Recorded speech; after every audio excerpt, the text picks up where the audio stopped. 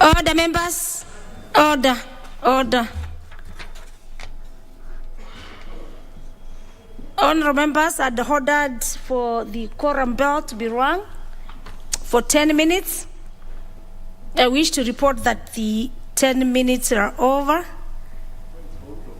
And without the point having been raised by the Honorable Ondo, Ondo is in the house, he has not disappeared. Honorable members, we have not been able to raise our numbers on the same. And so this gives me the opportunity, or again, cognizant and following our standing orders, to adjourn the House. Honourable members. Honourable members, the time being 4:51 p.m. This House stands adjourned until the Tuesday, 15th February 2022 at 2:30 p.m. I thank you all.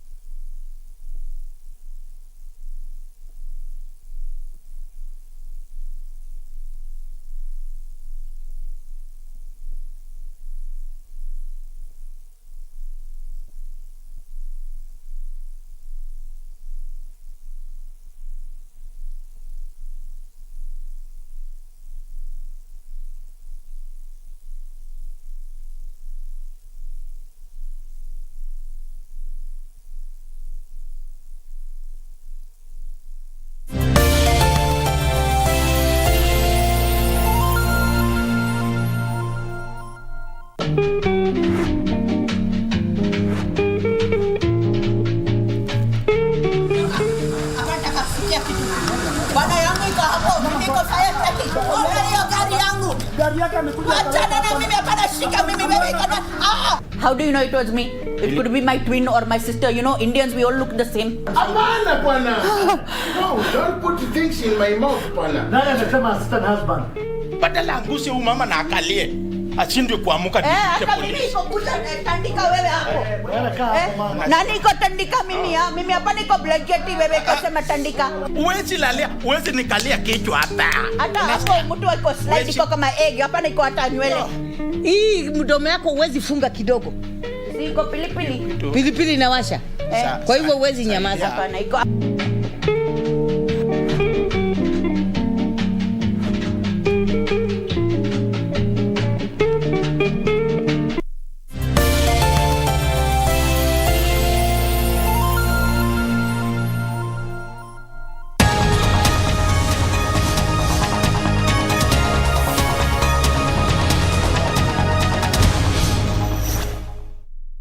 Juices which are all over the shelves, the retail shops, and the quick marts and the big selling points in this town and in various towns.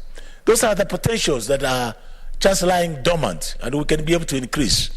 In case of Kisii, it's my intention that if I'm given the opportunity that I'm seeking to become the governor of Kisii County, that these are some of the areas that I'll have to very progressively develop in the form of value addition. We have the value addition of our banana. You can do it into either the selling of bananas at the marketable levels, and also increasing into 7 products that can be able to produce enough for those communities. And that can come in the form of communities or growers, the farmers who are growing the bananas. The avocado industry, again, is another one. When we do the correct collection, the grading, and the marketing strategy from these cold storage points, you can be able to get some of the very attractive prices in the Middle East, in the Middle East group, UAE, United Arab Emirates, Europe, and everywhere else, and they will fetch a very creditable prices that will help be useful to the farmers. What happens to the small young man who has no capital to seed into these kind of arrangements?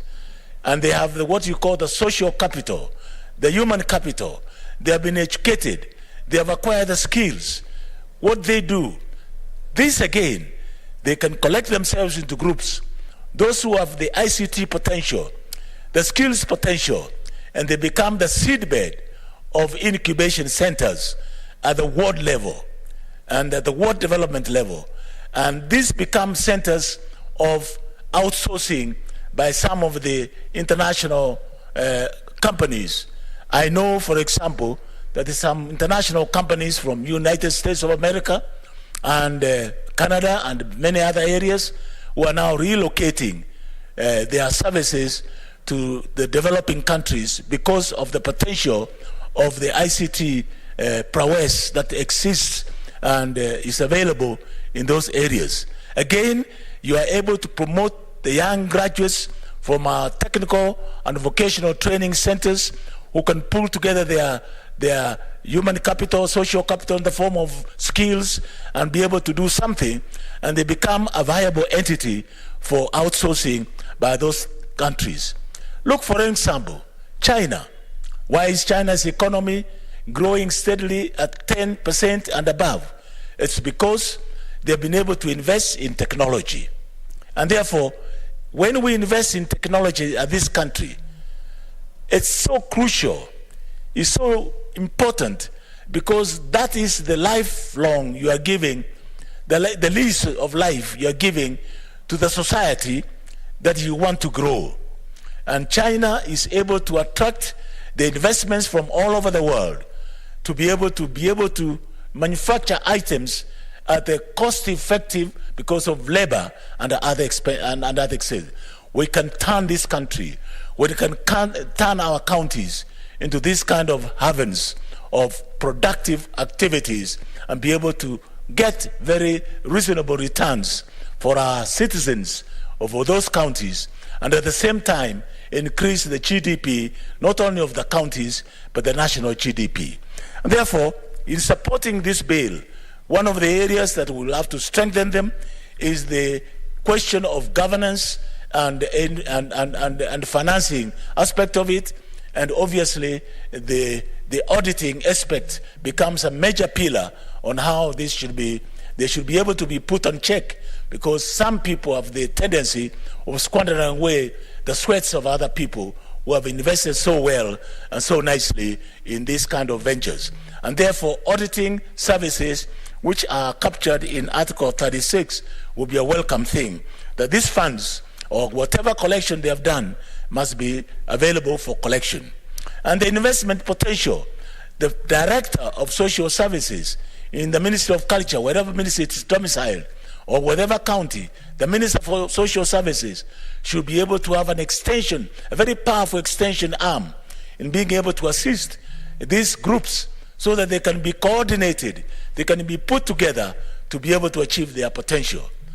Madam Speaker, we are in the right direction in adopting this bill as a product of this Senate. And I think it provides a seedbed for growth in our counties. With devolution, we have no business start looking for mega projects where we'll have no capacity, no ability to achieve. But we can start from small items and scale ourselves to large and huge conglomerates which will have a beneficial effect for this country. It will have a social capital, it will have a political capital, and it will also equally have an economic potential. I thank you, Madam Speaker.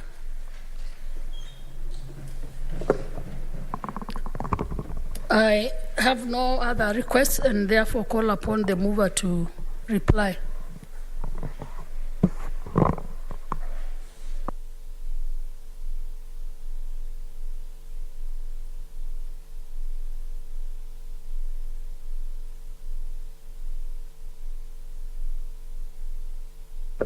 Madam Speaker, I beg to reply. And in replying, Madam Speaker, let me begin by thanking colleagues who have so animatedly debated this motion.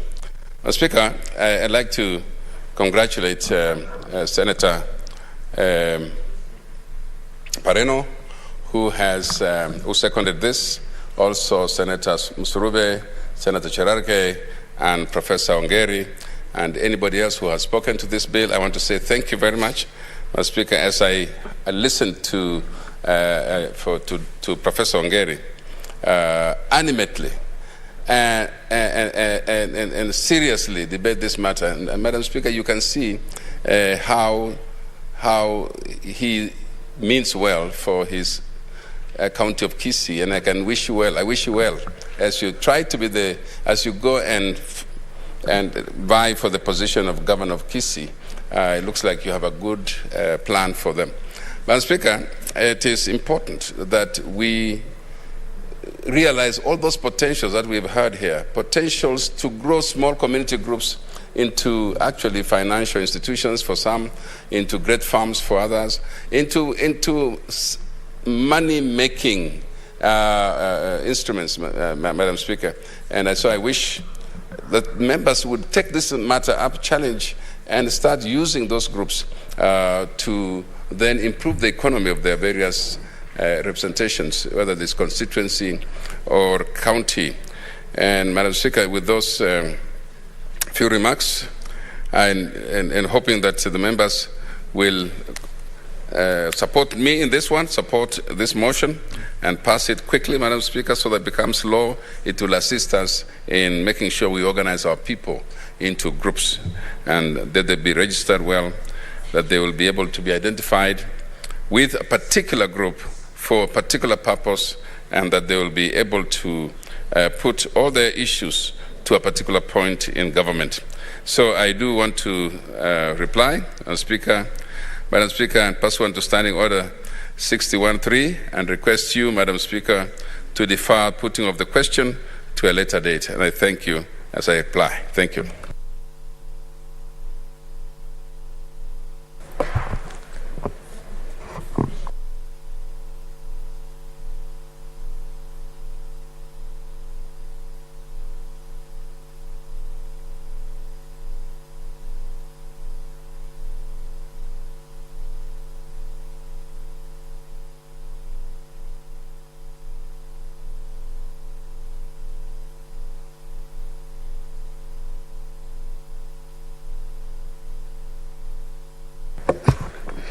Honorable Senators, for the Community Groups Registration Bill, number 20 of 2021, it shall be deferred until the next sitting when we have enough numbers for purposes of division. Honorable Senators, I also rearrange this order paper by deferring orders 18 up to 15 and orders 18, 19, and 20. So we call in the next order. 20 and 21. Of course, 21 being my bill and cannot therefore move. So we go to the next order, which is order 22.